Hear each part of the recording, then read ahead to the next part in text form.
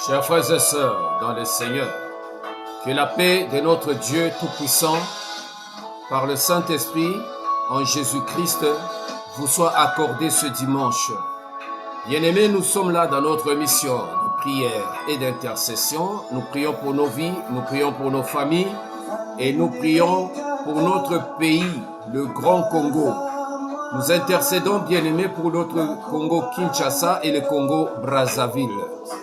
Que la paix de notre Dieu, que la paix de Jésus-Christ soit manifestée dans notre vie, dans nos familles et sur tout le territoire du Grand Congo.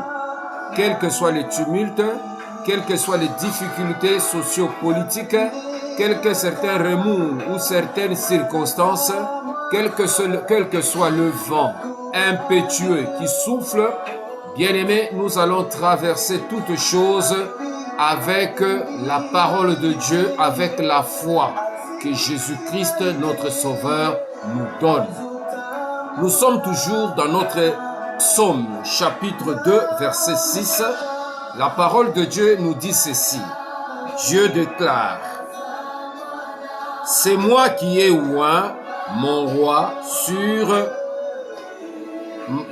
Sion, ma montagne sainte. » C'est moi qui ai oint mon roi sur Sion, ma montagne sainte. Bien-aimés, aujourd'hui, nous avions parlé dans nos émissions précédentes de comment reconnaître une personne qui est oint de l'esprit. Et nous avons parlé de la manière dont l'onction agit dans la vie de quelqu'un. Nous avions dit, pour faire une petite rétrospective, que lorsque tu reçois l'onction du Saint-Esprit, Dieu te oint. L'onction donne la capacité spirituelle de faire des choses inimaginables, de relever les défis que personne ne peut relever. Ça, c'est le premier point. L'onction aussi donne le fruit, produit en nous le fruit de l'esprit. Et le fruit de l'esprit, bien-aimé, c'est le caractère de l'esprit. Parmi les caractères, il y en a 9 que nous connaissons, que la Bible nous donne. Il y a l'amour, le fruit de l'amour, le fruit de la connaissance, le fruit de l'amour, le fruit de la bonté, de la bénignité, de la douceur, de la tempérance, de la maîtrise de soi. Et tout ce caractère-là, ça commence à se manifester dans ta vie. Si tu ne vis pas le fruit de l'esprit dans ta vie, c'est que, bien aimé, tu n'es pas oint. Parce que l'onction, nous allons le démontrer, c'est que l'onction augmente. Dieu peut augmenter la capacité de quelqu'un, une capacité spirituelle. Voilà pourquoi il y a des charges que Dieu nous donne qui sont liées à notre capacité spirituelle. Dieu ne peut jamais te donner des charges au-delà de ta capacité spirituelle. Donc, l'onction nous donne la capacité spirituelle. L'onction aussi produit en nous le fruit de l'esprit. L'onction nous donne ça qu'on appelle l'approbation intérieure. Tu dois ressentir en toi-même que tu es fils de Dieu. Tu sens une voix intérieure qui te parle et qui te montre le chemin à suivre et qui te dit des choses que tu dois faire. Donc, bien aimé, l'onction aussi, nous l'avons dit, ça répond à nos ennemis. C'est que l'onction combat pour les enfants de Dieu. Il y a des combats que toi-même tu peux combattre, mais il y a des combats que l'Esprit de Dieu qui est en toi combat pour toi. Même pour l'intercession, il y a des choses que nous prions par l'Esprit, mais il y a des choses que l'Esprit lui-même intercède auprès de notre Dieu par des choses, par un langage que nous ne pouvons pas comprendre. C'est ce qu'on appelle les soupirs inexprimables.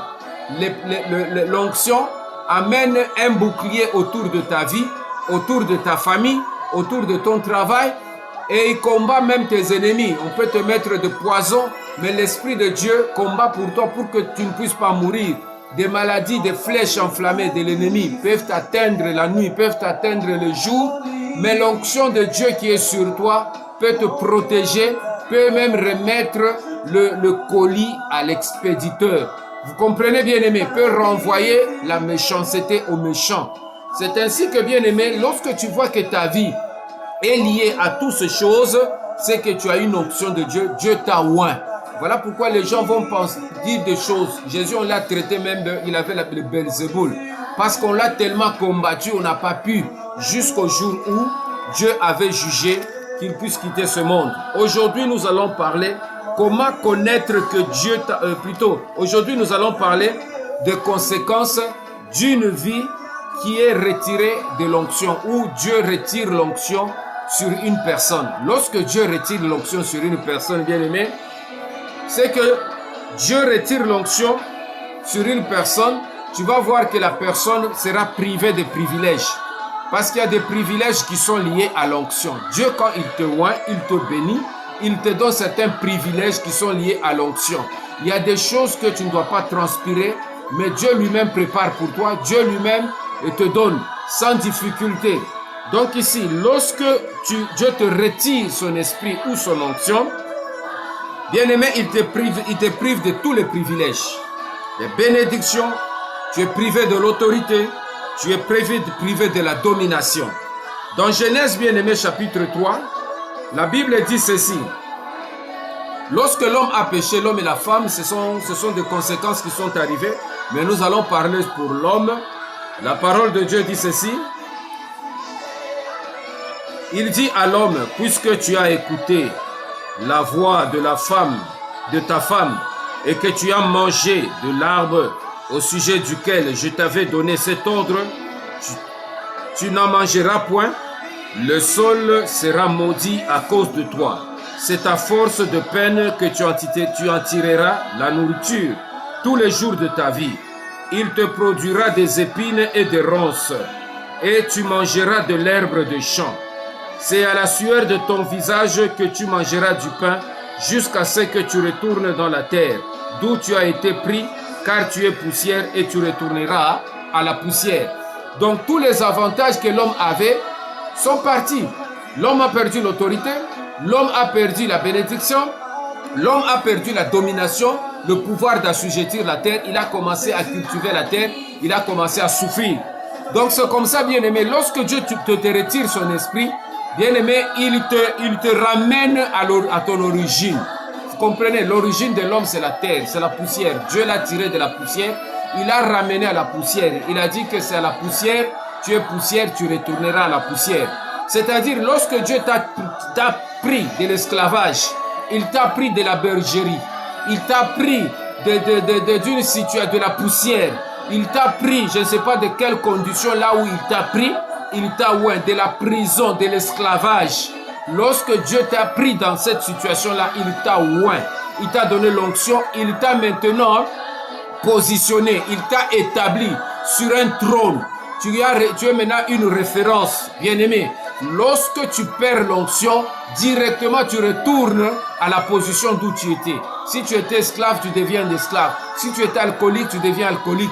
Si tu étais, je ne sais pas quelle vie que tu menais, Dieu te retourne à ton origine. Voilà pourquoi vous voyez certains serviteurs que Dieu a bénis, Dieu a positionnés. Lorsqu'ils sont retirés de Dieu, lorsqu'ils sont rentrés dans autre chose qui est interdit, bien-aimé par Dieu, Dieu les a retiré l'esprit et leur vie maintenant est devenue, ils ont repris leurs conditions initiales. Donc ça c'est le premier point, de connaître une vie que Dieu a retiré l'onction. Cette vie va maintenant vivre, ça sera une vie sans bénédiction, une vie sans autorité, une vie sans domination. Ça sera une vie qui va commencer à se battre à ses propres efforts. Tu étais pasteur, Dieu t'envoyait les bandimis.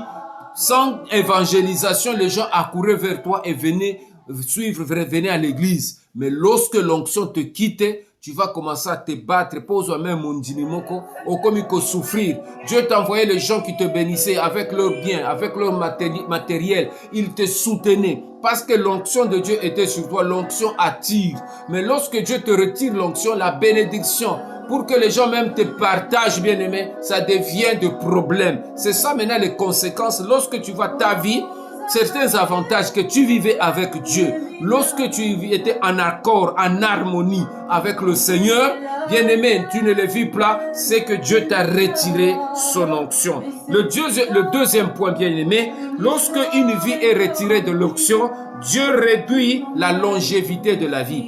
Bien, il y a des vies, bien-aimées, Dieu t'avait peut-être dit que tu vas vivre 100 ans, 50, 70 ans, 80 ans, mais Dieu te retire la longévité de la vie. Ici, nous voyons bien dans Genèse, bien-aimé, ici, dans Genèse, la Bible dit ceci. La Bible dit ceci. Alors l'Éternel dit, mon esprit ne restera pas toujours dans l'homme, car l'homme n'est que chair, et ses jours seront de 120 ans. Vous comprenez? Or, l'homme vivait plus de 900 ans. L'homme vivait plus de 800 ans. L'homme vivait plus de 700 ans. Mais lorsque Dieu a vu la méchanceté dans la vie de l'homme, Dieu s'est repenti d'avoir créé l'homme. Il a dit, mon esprit ne restera pas toujours dans l'homme, car l'homme n'est que chair et ses jours seront de 120 ans. Même aujourd'hui, pour vivre 120 ans, ce n'est pas facile. Vous voyez, bien aimé, au fur et à mesure que le péché accroît, le monde est en train de nous mettre encore d'autres choses qui viendront, de l'intelligence artificielle. Aujourd'hui, le monde est devenu des signes qui montrent déjà que nous rentrons dans un ordre mondial nouveau, où nous allons cohabiter avec des structures ou des applications qui vont chercher à nous connecter à certaines entités. Donc là, bien-aimés, nous rentrons là-dedans. Qu'est-ce qui va arriver? Dieu va réduire la dureté, la longévité de la vie sur la terre. Les gens vont commencer à vivre 40 ans, 50 ans au Koufi, 30 ans, 20 ans au Koufi. Pourquoi? Dieu va continuer à faire jusqu'à ce que l'Esprit de l'Éternel va se retirer totalement de l'homme et l'homme ne va plus vivre sur la terre. C'est ça les conséquences. Dieu retire la longévité. Et en faveur de la longévité c'est la vie. Il y a la vie dans toutes choses. Il y a des choses bien aimées, ça peut être même l'impact de ton ministère, de la jouissance de ta vie. Parce que vivre bien aimé sur la terre, nous vivons aussi, c'est-à-dire la jouissance. Il y a des choses que tu peux jouir avec Dieu pendant que l'Esprit de Dieu est sur toi. Tu peux vivre la vie de la paix, parce que la paix est un don de Dieu. Tu peux vivre une vie de joie. La joie est un don de Dieu. Mais Dieu commence à te retirer certaines choses, certains caractères de la vie. C'est-à-dire, tu vis sur la terre sans paix. Tu vis sur la terre sans joie. Tu vis sur la terre, comme le col est bendé. Tu n'as pas de sentiments. Tu n'as pas d'émotions. Parce que Dieu te retire toutes ces choses, parce que c'est lié à l'esprit. Vous comprenez, bien aimé? Donc, c'est ça. Donc, Dieu te retire la longévité. Le troisième point, Dieu te soumet à l'agitation et à l'oppression. Dieu te soumet à l'irritation et à la colère. Au comme une vie à kanda. Vous comprenez? Dans 1 Samuel chapitre 16, versets 14 à 23, la parole de Dieu dit ceci. L'esprit de l'Éternel se retira de Saoul, qui fut agité par un mauvais esprit venant de l'Éternel. L'esprit de l'Éternel était sur Saoul, il était content, il était joyeux, il a humeur, il a bien. Mais mukolo masumu comme na kati na vie na ye, Nzamba a retiré esprit na ye na kati ya Saoul. Saoul a commis agité. Yango mona kabatu mususu, omona même na ndako comme ko gangela bara kirikiri, okomi na musala, okomi ko koloba kirikiri, tu deviens agité. Pourquoi? Parce que quand Dieu te retire son esprit, tu manques la maîtrise de soi, tu manques la paix, tu manques la joie, tu deviens irrité. Comprenez? Alors, lorsque tu vois qu'une personne comme ça, elle a qui boité, parfois, comme il y a, comme qu'on vivre parfois certaines restrictions financières et comme qu'on peut se kanda. Vous comprenez? Tu ne supportes plus certaines choses. Et lorsque tu vois que ta vie devient agitée, ta vie devient insupportable, même à la maison, même dans moi sinayo, même dans ma famille nayo, ou comme toujours dans désaccord, c'est que Dieu te met à l'oppression parce qu'il t'a retiré la chose fondamentale qui pouvait te donner la tranquillité, qui peut te donner la paix, qui peut te donner la vie normale. C'est l'onction. Vous comprenez, bien aimé? Les personnes qui ont l'onction ne sont jamais agitées, quel que soit le problème, quelles que soient les difficultés, quelles que soient les situations. Ils ont la maîtrise, ils ont l'assurance, parce que l'Esprit de Dieu amène dans notre vie l'assurance, bien aimé. Donc c'est ça que nous devons comprendre, que maintenant, pour le quatrième point, lorsque l'onction de Dieu n'est plus sur toi, l'homme cherche des solutions palliatives. La solution palliative, on est nini. A comme que luka maintenant moyen ya ko se consoler, moyen ya ko luka moyen mususu pour que a pallier na oyo azangi. Parce que nzambe tango alongoli esprit na kati ya vie ya moto, muto akomi agité, muto akomi perturbé, muto apeti autorité na ye, moto akomi ko perdre esengo oyo alaki nango avant. Maintenant qu'est-ce qui s'est fait? L'homme a komi ko luka ba situation palliative. L'homme chrétien, l'homme cherche des solutions ou palliatives, des solutions temporaires pour calmer sa souffrance. Vous comprenez? Pour calmer la souffrance, comme le moyen palliatif. Vous voyez, les gens maintenant commencent à recourir à la prière, comme l'église Mikolonyoso, Kosambe, la prière à Tongo, prière à midi, prière à 18h, prière à 22h, pour que pas sur les anakachamotemane et si là. C'est-à-dire quoi? Chaque fois que tu pries, tu sens une certaine consolation. Chaque fois que tu vas à l'église, tu fais une certaine paix. Mais lorsque tu reviens dans ta vie normale, tu vois que les choses bien-aimées reviennent encore. Alors chaque fois, consolation quand on va prier, il y a quelqu'un qui va prier, il y a quelqu'un qui va ngomba, il y a quelqu'un qui va jeûner. Je ne dis pas que c'est mauvais. Parce que bien aimé, tu n'es pas obligé de faire toutes ces gymnastiques. Et l'homme commence à le faire parce qu'il manque quelque chose dans sa vie, il manque l'onction. De deux, vous voyez maintenant l'homme commence, il commence à trouver la consolation dans le produit pharmaceutique. Comme le cas makisi, muto c'est les passes, ameli paracétamol, ameli doliprane, ameli sur quel kisi pour que azwa moi kimia. Comme que luka moi bakisi là il sera pongi, bakisi peut sera moi appétit parce qu'appétit est sous-souté. Vous comprenez que l'homme il a dans sa maison maintenant toutes sortes de produits pour chercher à calmer vinae comme une agitation. J'ai comme une irritation, ma tension, ma tension, vous comprenez? Lorsque l'onction bien-aimée quitte ta vie, l'homme commence à chercher des conditions palliatives. Je ne sais pas si c'est toi qui vis aussi de telles choses. Je ne sais pas si dans ta famille il y a des personnes qui vivent de telles choses. Les sessions palliatives, il y a des personnes qui vont dans l'art.